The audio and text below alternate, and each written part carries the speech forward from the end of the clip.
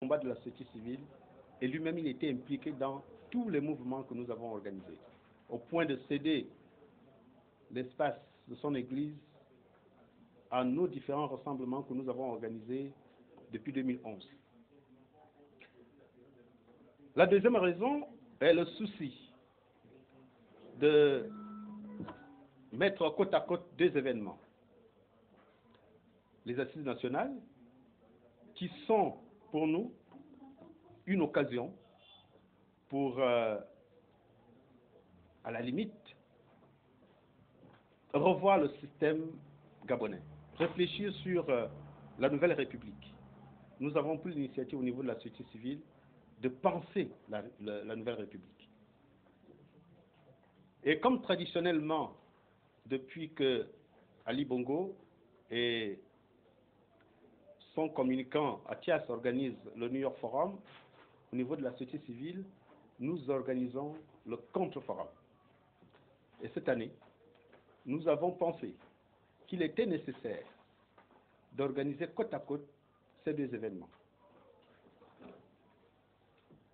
La troisième raison, c'est le lancement officiel des activités de la campagne internationale Tournant la page, qui est une campagne qui a été lancée en France sur les questions démocratiques et les questions d'alternance dans certains pays africains. Et ce mouvement est soutenu par une grande coalition internationale et coordonnée en France par Secours catholique, qui est l'équivalent de Caritas France, c'est-à-dire un mouvement de l'Église catholique en France, et qui a pensé que depuis des années, Caritas intervient dans tous les pays du monde où sévit la pauvreté. Depuis des années, Caritas France, Secours catholique, a mis beaucoup d'argent pour venir en aide à ces populations meurtries dans le monde entier. Sauf qu'en Afrique, beaucoup d'argent a été investi dans cette opération, mais les résultats, on ne les voit pas. Et les raisons pour que Secours catholique provient du manque de démocratie, d'une carence de démocratie. Et c'est pour ça que la nouvelle orientation de ce mouvement est de dire nous n'allons plus financer, enfin, à côté des financements de lutte contre la pauvreté, il va falloir aussi investir dans l'instauration des démocraties en Afrique, d'où le mouvement Tournons la page. Et nous allons profiter de ces assises pour lancer ce mouvement ici. Religion à présent, c'est la fin du jeûne pour les musulmans dans le cadre de la fête de l'Aïd el-Fitr. Le jeûne qui s'est achevé hier a donné l'occasion à tous les musulmans de célébrer l'événement. Ce matin, ils étaient nombreux dans les mosquées. Francis Obam nous fait le point. Selon le Coran, les musulmans débutent et terminent le mois du jeûne du Ramadan à travers des signes bien déterminés. Par exemple, dès l'apparition de la lune, ils peuvent arrêter le jeûne. L'apparition de la lune n'est pas obligatoire en tout lieu, il suffit que cela soit visible à Médine, en Arabie Saoudite. Il y a l'heure, on dit 18h30, 18h35, et aussi ça dépend de la lune. Si le soleil s'est couché, on peut couper le jeûne, mais c'est 18h35, ça dépend quoi. Quand on voit la lune, on dit à tous les musulmans, du genre on a vu la lune, et bon oui, demain on ne jeûne pas. Et c'est aussi comme ça au début du jeûne. Quand on voit la lune, ok, le jeûne commence demain. Et aussi il faut voir la lune pour arrêter le jeûne.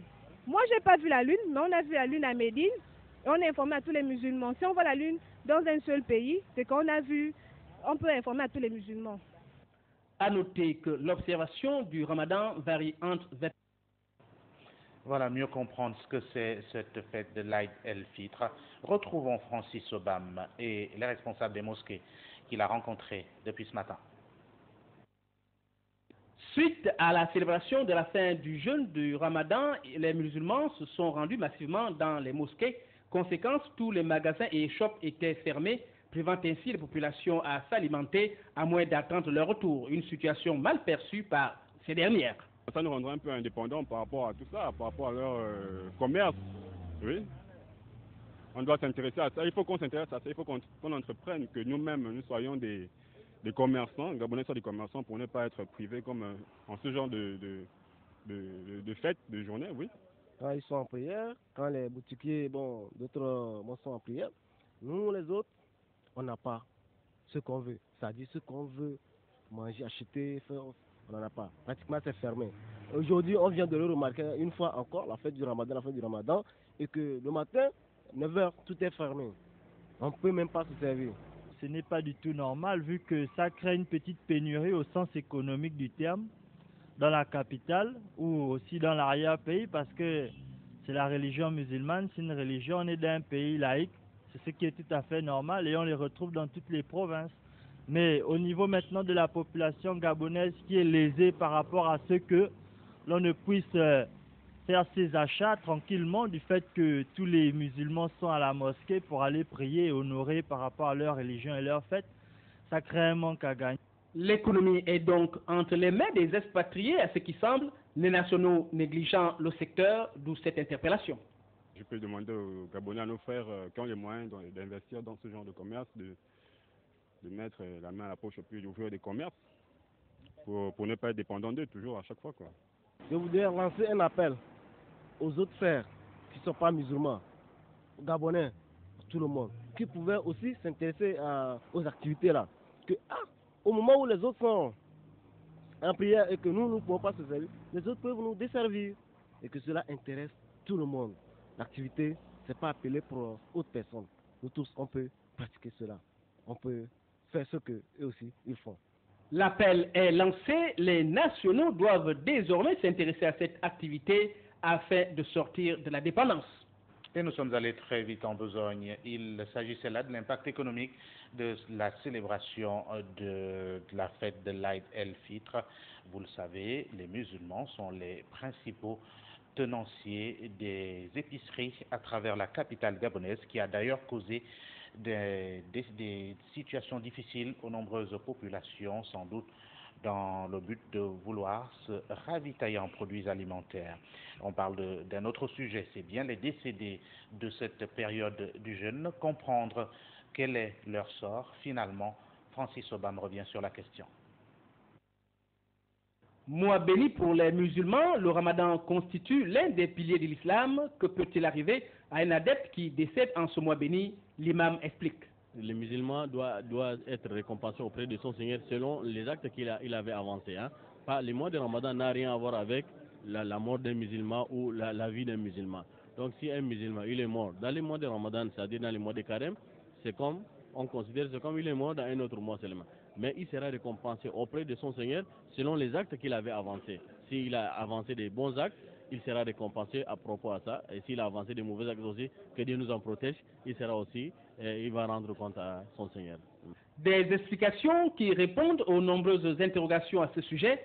Mourir pendant le mois du Ramadan ne garantit pas nécessairement là au paradis. Il faut avant tout poser des actes qu'Allah agrée. Une femme peut-elle être aussi violente qu'un homme dans un ménage? C'est la fenêtre ouverte de cette édition d'information. Juliette Payard. Un homme battu ou violenté par une femme. Le phénomène ne courrait pas les rues. Pourtant, bon nombre d'hommes souffriraient en silence de la violence féminine. Une question se pose tout de même. Une femme peut-elle être aussi violente qu'un homme? Oui, il y a certaines qui sont violentes.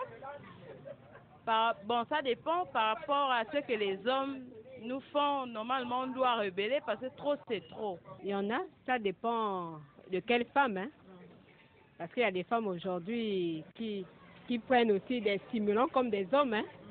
Donc, peut-être c'est ce qui peut pousser à la femme d'être aussi violente. C'est possible, la femme peut avoir la force de l'homme, mais l'homme reste l'homme, la femme reste la femme. Si j'ai le moyen de lui bastonner, je vais lui bastonner. Cependant, une femme peut-elle être coriace au point que sa force lui donne de l'avance sur un homme? Quand tu as raison, Dieu te donne la force de te défendre. Ça dépend. Si elle a frappé le mari, il y a une raison. Pour moi, elle a bien fait parce que les hommes abusent. Ils sont trop. On doit leur faire ça. La femme doit rester à sa place. C'est l'homme qui doit être plus fort que la femme. Parce que quand une femme est déjà plus violente que l'homme, c'est que elle perd déjà la place de la femme, parce qu'elle devient maintenant agressive. Aucun homme ne peut aimer une femme violente. En fait, une femme ne peut pas être violente plus que son mari, plus que c'est le mari qui commande dans les familles. Quant aux hommes, ils ne se l'imaginent pas. La femme représente la douceur, représente tout ce qu'il y a de doux et calme, elle ne peut pas être violente. Si la femme m'a donné un coup de poing, c'est sûr que j'ai d'abord mal agi au départ. Je ne peux pas rendre, je ne peux pas taper, on ne tape pas les femmes. Elle ne peut pas me taper plus que le bon Dieu avait donné la force à l'homme. Donc les hommes, que les femmes y tapent, bon, moi je ne vois pas que ils ont les vrais hommes. Et si finalement, une compagne trouvait du plaisir à molester son homme, sa force physique étant au-dessus de la sienne. Je n'ai pas porté plainte. Je porte plainte. Oui. Je me fais humilier comme ça. Je veux forcément porter plainte. Ah non, non, non, non, je ne me sais pas. Je ne me sais pas de cette femme. Bah, qu'elle risquera de me tuer. Puisqu'elle est plus violente, elle a plus de force, elle me tape jusqu'à me mettre par terre. C'est plus une femme. Moi, je préfère me retirer de cette femme. Si une femme, il me dépasse dans la maison, c'est mieux, on se sépare. Entre une femme qui cherche à se défendre et un homme qui veut préserver son autorité, le verdict n'est pas facile à donner, mais le débat, lui, continue. Du matériel sportif pour les équipes participant au championnat national professionnel de football. La remise de ce matériel a eu lieu au siège de la Ligue nationale de football en présence de nos reporters Joël Franck-Nkoulou qu'accompagnait Guy-Serge Dizambo. Cette cérémonie de distribution du matériel sportif aux deux équipes récemment promues en première division professionnelle, le stade Migovéen de Lambaréné, le football club Canon 105 et aux différents arbitres qui s'est déroulé au siège de la Ligue nationale de football professionnel avait un objectif précis, relancer le partenariat LINAFP-EREA, mais aussi permettre à nos différents sportifs d'être mieux habillés et propres. Ces équipements sont donc constitués de maillots, de shorts, de bas, de survêtements, sacs et accessoires et bien sûr du free time pour les moments de détente. Sans compter des ballons pour la compétition.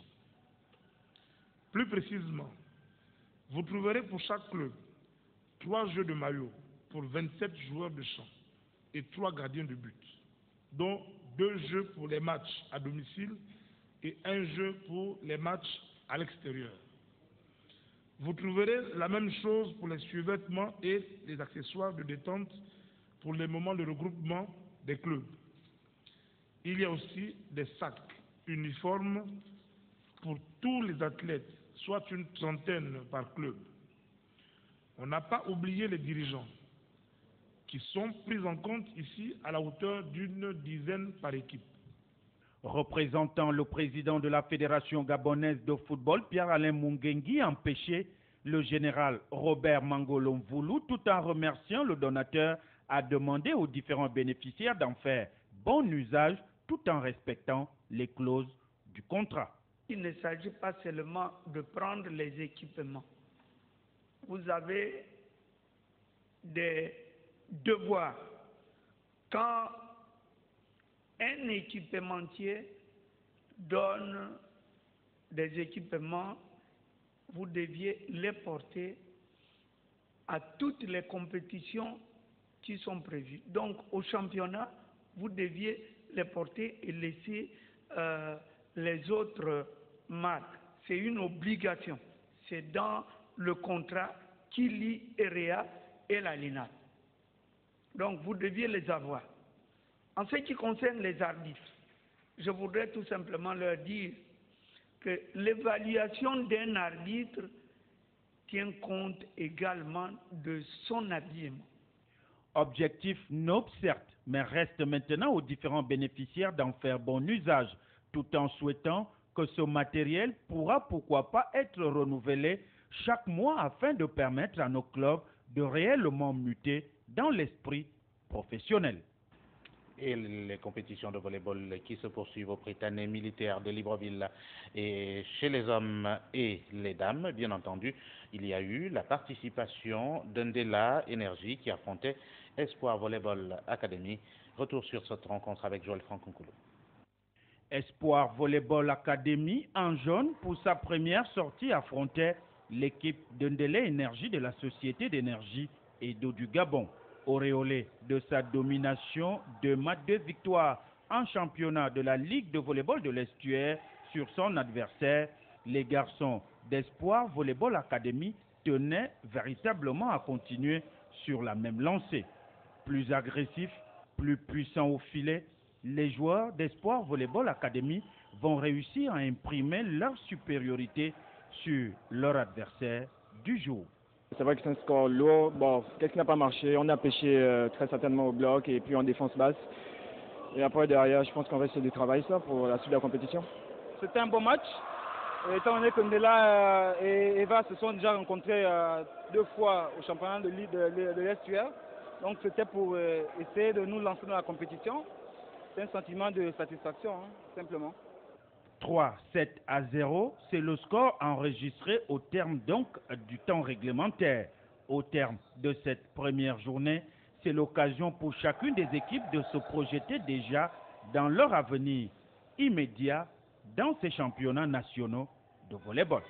Par rapport à Manga Sport, ce qu'on va faire, c'est essayer de limiter, je ne dirais pas qu'on va limiter les dégâts, mais on va essayer de se donner à fond pour pouvoir jouer notre carte, parce que je pense qu'on a une carte à jouer et on va la jouer en fait. Alors, au moins jouer les demi-finales. Et cela passe encore par une seconde victoire, ou soit contre Manga Sport, ou soit contre Bangando. Si les différents spectateurs et spectatrices et autres férus du volleyball sont restés sur leur faim tout au long de cette rencontre, reste que les dés sont désormais jetés et que le meilleur l'emporte au finish. La page éphéméride de cette édition d'information, voici la citation du jour. À grande offrande, grande réflexion, et à politesse extrême, méfiance extrême, c'est de Matteo Alemann. Le proverbe du jour, le voici. Ce n'est pas le jour de la chasse qu'il faut élever un chien.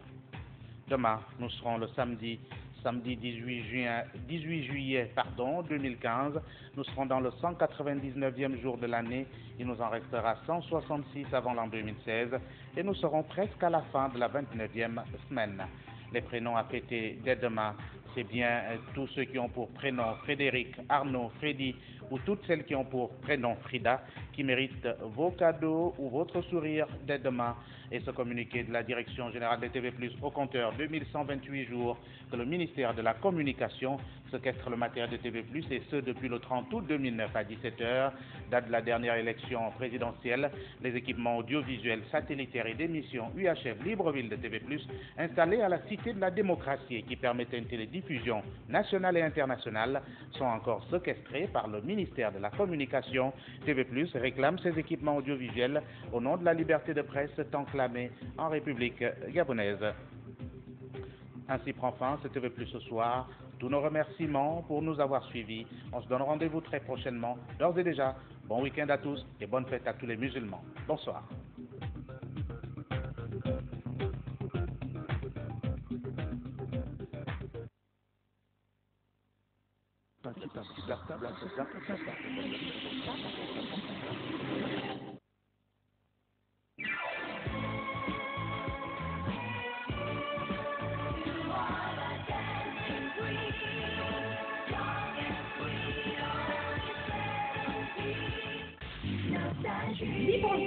Seigneur, purifie-moi avec l'hysope et je serai pur. Lave-moi et je serai plus blanc que neige.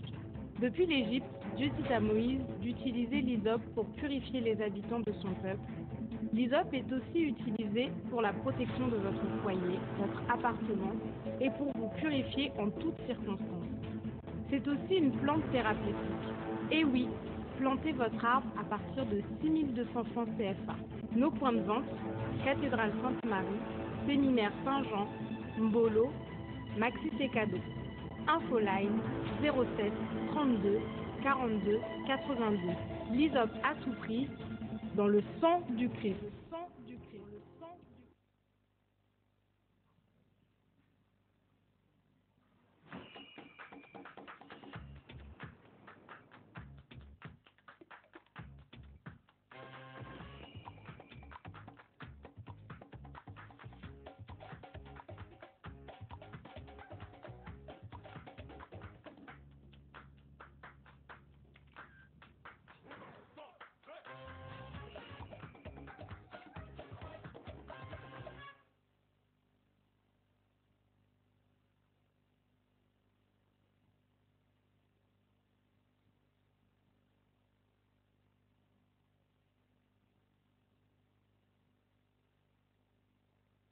On y va les talentiers.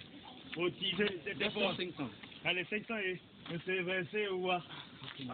Rapide. 200 et c'est versé ou quoi? Laisse-moi 10 000. Allez, 10 000 et c'est versé ou quoi? Mais c'est chaud ici, allez, hein, c'est chaud. Donne-moi une carte de recette move de 1000 francs. Move. Oh. Mon frère, ici, on ne gagne pas. On verse. Ici, c'est versé ou quoi? Si tu verses, tu verses. Mais donne-moi aussi, verse-moi aussi. Ah, allons-y, allez, prends pour ça. C'est versé ou quoi? Allez, prends pour ça. eMove, c'est la recharge électronique de Move. Rechargez rapidement, sans gratter et bénéficiez de 100% de bonus à partir de 100 francs CFA. 100% de bonus vers tous les réseaux. Là, c'est vraiment versé. Move, nous les mettons. Sodraga baisse les prix. Rafraîchissez-vous à prix bien glacé. 500 francs, petite bouteille, petit prix, partout au Gabon. Tarif valable sur les bouteilles de 50 centilitres. Coca-Cola, Coca-Cola Zéro, Fanta, Sprite et Gino. Soif d'exotisme.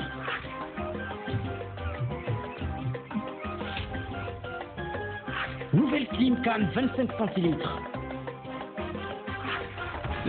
Savourez de l'exotisme en boîte. Booster, Pina Colada, maintenant également disponible en slim. L'abus d'alcool est dangereux pour la santé, à consommer avec modération.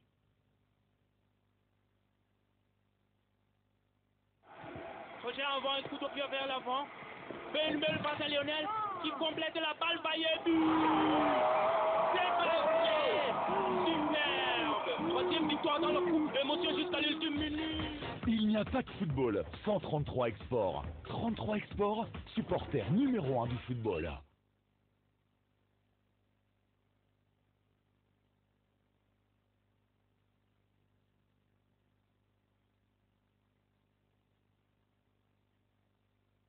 Parti, cartable,